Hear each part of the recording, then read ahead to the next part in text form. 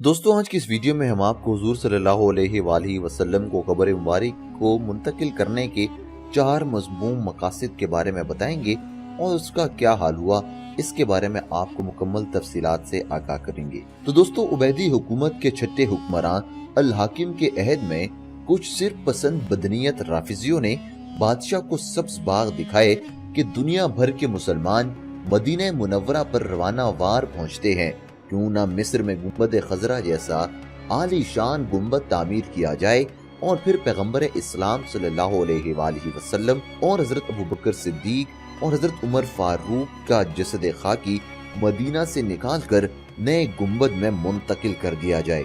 ऐसा होगा तो लोग ज़ियारत के लिए मदीना मुनव्वरा के बजाय मिस्र आया करेंगे और तुम्हारा नाम दुनिया में रोशन हो जाएगा और अहले मिस्र की इज्जत को 4 चांद लग जाएंगे।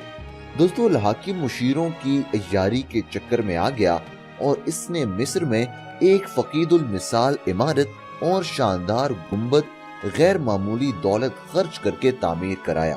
जब वो बैतुल अनकबूत यानी मकड़ी का घर पाए तकमील को पहुंच गया तो इसने अपने एक मोतबर साथी अबू अल फतूह को नापाक प्रोग्राम नाफिज करने के लिए मदीना मुनव्वरा भेजा। मदीना से पैगंबर इस्लाम मोहम्मद मुस्तफ़ा सल्लल्लाहु अलैहि वसल्लम के जसद मुबारक को मिस्र मुंतकिल करने का तज़किरा इस कदर कसरत से किया गया कि हर कसो नाकस बादशाह के मज़मूम अज़ाइम से वाकिफ हो गया।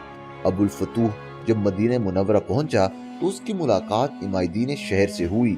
उनमें से एक कारी ने सूरह तौबा की आयत नंबर 12 तिलावत की, जिसके मानी ये हैं, और अगर वो लोग अहद कर लेने के बाद अपनी कस्मों को तोड़ दें और तुम्हारे दीन में ताना जनी करें तो कुफ्र के सरगनों को कत्ल कर दो। बेशक उनकी कस्में बाकी नहीं रहीं। तुम इनसे लड़ाई क्यों नहीं करते जिन्होंने कसम तोड़ दी और अल्लाह के रसूल सल्लल्लाहु अलैहि वसल्लम को निकालने का इरादा किया, और उन्होंने पहल की है। क्या तुम उनसे डरते हो? हालांकि अल्लाह ताला ज्यादा लायक है कि तुम उनसे डरो अगर तुम ईमानदार हो। सूरह तौबा की आयत की तिलावत ने पूरे माहौल को गरमा दिया। हाजरीन में एक अजीबो गरीब किस्म का वलवला पैदा हो गया और वो अबुल फतूह को कैफर किरदार तक पहुंचाने पर तैयार हो गए। तहम मदीना तैयबा के तकद्दुस को पेश नजर रखकर कत्ल के इकदाम से बाज रहे। अबुल फतूह ये मंजर देखकर खौफजदा हो गया। कहने लगा कि अल्लाह की कसम, अगर मेरा सर कलम कर दिया जाए तब भी मुझे कोई अफसोस नहीं होगा, मगर मैं कब्र मुबारक की तरफ बुरे इरादे से हाथ तक नहीं उठाऊंगा। कहते हैं कि इस रात ऐसी तेज तंदो आंधी आई जिससे महसूस होता था कि कुर्रे अर्ज अपनी जगह से हटकर कहीं और पहुंच गया है। अबुल फतूह इस इबरतनाक मंजर को देखकर कांप उठा और उसके दिल से बादशाह की जबर का ख्याल काफूर हो गया। इसने सदके दिल से अपने नापाक प्रोग्राम से तौबा कर ली और खामोशी से मिस्र वापस चला गया। दोस्तों, इसकी दूसरी कोशिश के बारे में आपको बताएंगे, लेकिन उससे पहले मैं आपको याद दहानी करवाता चलूं कि अगर आप हमारे चैनल पर पहली मर्तबा आए हैं तो इसे सब्सक्राइब जरूर कीजिएगा और मौजूद घंटी की अलामत को दबा दीजिएगा, क्योंकि हमारा चैनल सिरातुल हक सोशल मीडिया पर वो वाहिद चैनल है जो कि आपको इस्लामिक वाक़यात, इस्लामिक पर्सपेक्टिव से जिंदगी गुजारने के तरीके और आपकी डेली लाइफ से मुतालिक मालूमात फराहम करता है, जिससे आपकी जिंदगी संवर सकती है। इसलिए आप इसे सब्सक्राइब जरूर कीजिएगा। तो दोस्तों, बढ़ते हैं दूसरी कोशिश की जानिब की। दूसरी कोशिश कब की गई? दोस्तों, शेख शमसुद्दीन सवाब रहमतुल्लाह बयान करते हैं कि मेरे एक मुखलिस दोस्त जिनके अमीर मदीना से गहरे ताल्लुकात थे मेरे पास आए और कहने लगे कि हल्ब के राफिजियों की एक जमात अमीर के लिए कीमती सामान और आला दर्जे के तहाइफ लेकर पहुंची है। हल्ब के राफिजियों ने अमीर को अबू बकर और उमर रज़ियल्लाहु ताला अन्हुमा की अजसाम निकाल कर ले जाने पर रजामंद कर लिया है। अमीर मौसूफ मजहबी बेहिस्सी के बाइस इनके चक्कर में आ गया और इन्हें अजसाम कब्र से निकाल कर ले जाने की इजाजत दे दी।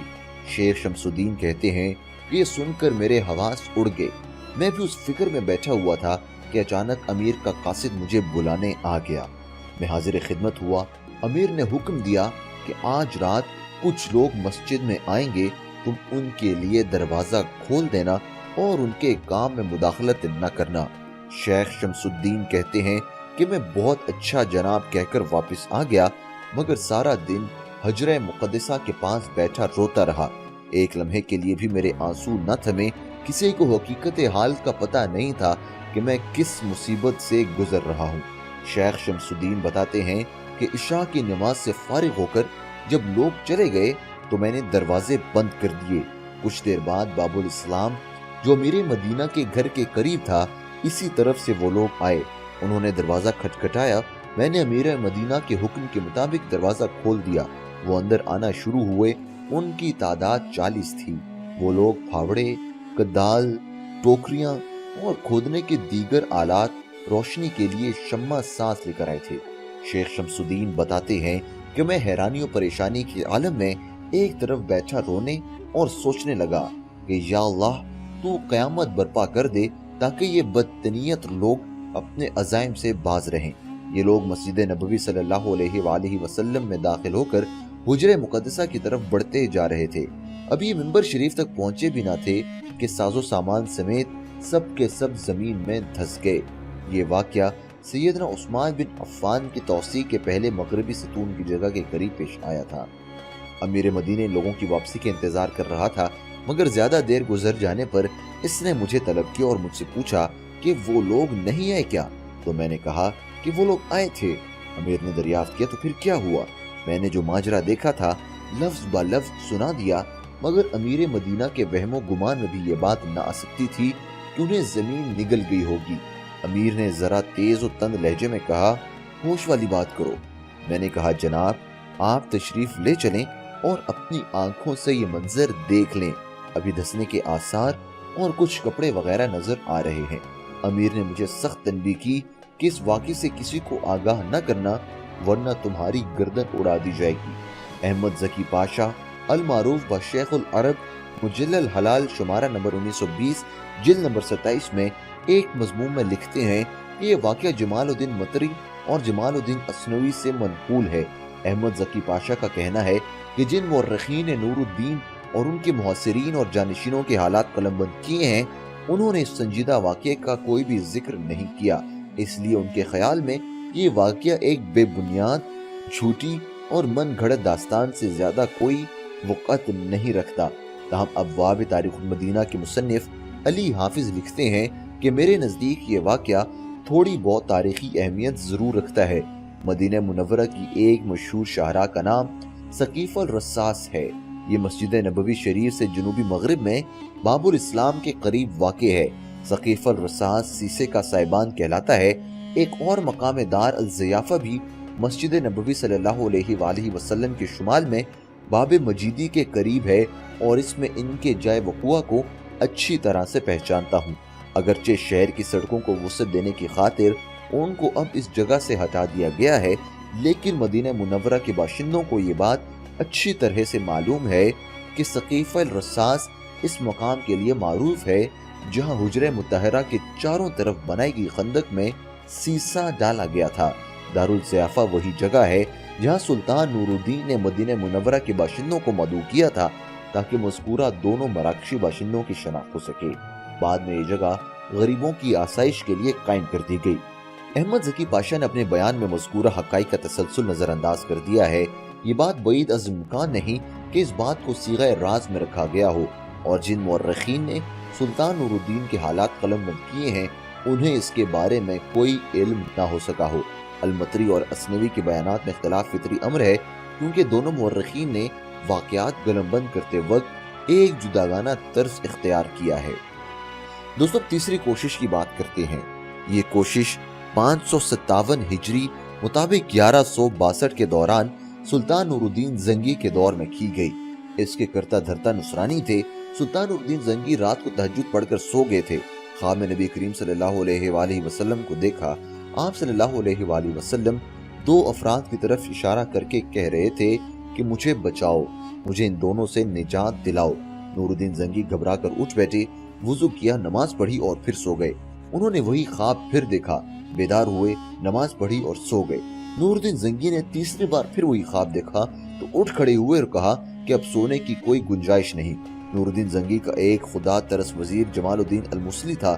انہوں نے اس کے پاس پیغام بھیجا اور اسے اپنے ساتھ پیش آنے والا واقعہ مطلع کیا۔ یہ سن کر جمال الدین نے سلطان سے کہا، اب تمہارے یہاں بیٹھنے کی کوئی گنجائش نہیں، فوراً مدینہ منورہ کا رخ کرو اور اپنے خواب کو صیغہ راز میں رکھو۔ वजीर जमालुद्दीन इनकी रफाकत में मदीने मुनव्वरा पहुंच गए। वजीर ने मस्जिद में अहले मदीना से मुलाकात की। उन्होंने कहा कि सुल्तान नूरुद्दीन जंगी मस्जिद नबवी सल्लल्लाहु अलैहि वसल्लम की ज़ियारत के लिए रवाना हो गए हैं। सुल्तान नूरुद्दीन जंगी मदीने मुनव्वरा पहुंच गए और उन्होंने अपने ख्वाब का तज़किरा किसी से नहीं किया। पहली रात उन्होंने अपने घर में गुजारी। उन्होंने मशवरा किया कि गुत्थी को सुलझाने के लिए क्या तदबीर इख्तियार की जाए। बिलाखिर तय पाया कि शहर के तमाम लोगों को दावत दी जाए और उनमें इनामात तकसीम किए जाएं। इस तरह मतलूबा अशखास की पहचान करके उन्हें गिरफ्तार कर लिया जाए। चुनांचे वजीर ने ऐलान कराया कि बादशाह सलामत आए हुए हैं, वो अहले मदीना को इनामात से नवाजना चाहते हैं, लिहाजा हर आदमी आए और सुल्तान की सखावत से फैज़याब हो। लोगों ने आना शुरू किया। शाही तहाइफ लेकर रुखसत होने लगे। बादशाह तोहफा देते वक्त हर आदमी को गहरी निगाह से देखता और ख्वाब में देखी शक्लों को तलाश करता। शहर के छोटे बड़े अमीर गरीब सब आए। सब ने शाही तहाइफ वसूल किए, मगर जिनकी जुस्तजू सुल्तान नूरुद्दीन जंगी को थी वो शक्लें नजर न आई। आखिर में सुल्तान ने नूरुद्दीन जंगी के बार बार सवाल पर लोगों ने बताया कि बस मराकश के 2 शहरी बाकी बचे हैं, वगरना सब आ चुके हैं। ये लोग किससे कुछ नहीं लेते, ये साले लोग हैं, मालदार हैं, खैर खैरात बहुत ज्यादा करते हैं। ये सुनकर सुल्तान का सीना कुशादा हो गया और उन्होंने कहा कि इन दोनों को बुलाया जाए। सुल्तान नूरुद्दीन जंगी ने उन दोनों को देखा तो वो उसी शक्ल सूरत के थे जिनकी शक्लें उनके ख्वाब में आई थीं और रसूल करीम सल्लल्लाहु अलैहि वसल्लम ने उनसे निजात दिलाने की फरियाद की थी। सुल्तान नूरुद्दीन जंगी ने उन्हें देखते ही दरियाफ्त किया कि तुम लोग कहाँ के हो। उन्होंने कहा हम मराकश से ताल्लुक रखते हैं, यहाँ हज के लिए आए हुए हैं, जरूरत की वजह से रसूल करीम सल्लल्लाहु अलैहि वसल्लम के पड़ोस में रह रहे हैं, ये हमें पसंद है। सुल्तान नूरुद्दीन जंगी ने कहा कि सच सच बताओ कि तुम कौन हो। ताहम उन दोनों ने सकूत इख्तियार किया। सुल्तान नूरुद्दीन जंगी ने पूछा कि इनका घर कहाँ है। बताया गया कि हुजरा शरीफ के करीब रबात में है। मदीना के लोगों ने इन दोनों की बेहद तारीफ की। उन्होंने कहा कि ये अल्लाह वाले लोग हैं, अक्सर रोजे में होते हैं, सदका खैरात करते रहते हैं, बकीउल गरकत और कुबा की ज़ियारत के लिए भी आते जाते रहते हैं। नूरुद्दीन जंगी ने इन दोनों को पकड़ लिया और अपने घर ले आए। सुल्तान नूरुद्दीन जंगी बनफ्स नफीस उनके घर का चक्कर लगाते रहे। अचानक उन्हें घर में एक चटाई नजर आई। उन्होंने चटाई उठाई तो उसके नीचे सुरंग खुदी हुई नजर आई। सुरंग बहुत गहरी और बहुत दूर कब्र बारिक तक पहुंच गई थी। लोग ये मंजर देखकर खौफजदा हो गए। सुल्तान नूरुद्दीन जंगी ने उन दोनों से कहा कि तुम लोग मुझे अपनी हकीकत बताओ। उन्होंने उन्हें ज़दोकोब किया। इस पर दोनों ने तस्लीम किया कि वो ईसाई हैं। उन्हें ईसाई सलातीन ने मराकश के हाजियों के काफिले में शामिल करके भेजा था। उन्हें ख्वाब दौलत दी थी और उन्हें हुक्म दिया था कि वो नबी करीम सल्लल्लाहु अलैहि वसल्लम का जसद अत्थर किसी तरकीब से चोरी करके लाएं। दोनों रात के वक्त खुदाई करते, मिट्टी थैले में भर कर दोनों जन्नतुल बक़ी की ज़ियारत के नाम पर वहाँ छोड़ आते। दोनों एक तवील मुद्दत तक इसी तरह क़याम पज़ीर रहे। फिर जब हुजरा मुबारका के करीब पहुंच गए तो बिजली चमकी और जबरदस्त इर्ताश पैदा हुआ। ऐसा लगा कि पहाड़ अपनी जगह से उड़ जाएगा। सुल्तान नूरुद्दीन जंगी उनकी ईमान सुज बातें सुनकर गुस्से से भड़क उठे। उन्होंने उन्हें इबरतनाक सजा देने का हुक्म जारी किया। इसी के साथ साथ सुल्तान नूरुद्दीन जंगी पर एक अजीब व गरीब रकत आमेज कैफियत भी तारी थी। उन्हें यह सोचकर अपने ऊपर फख्र महसूस होने लगा था कि अल्लाह ताला ने इस अजीम शान खिदमत पर उन्हें मामूर किया और उन्हें इस काबिल समझा कि वो ये काम सरअंजाम दें। दोस्तों, उम्मीद करता हूँ कि आपको ये वीडियो अच्छी लगी होगी। इसे लाइक जरूर कीजिएगा, कमेंट सेक्शन में अपनी राय का इज़हार करना बिल्कुल ना भूलिएगा।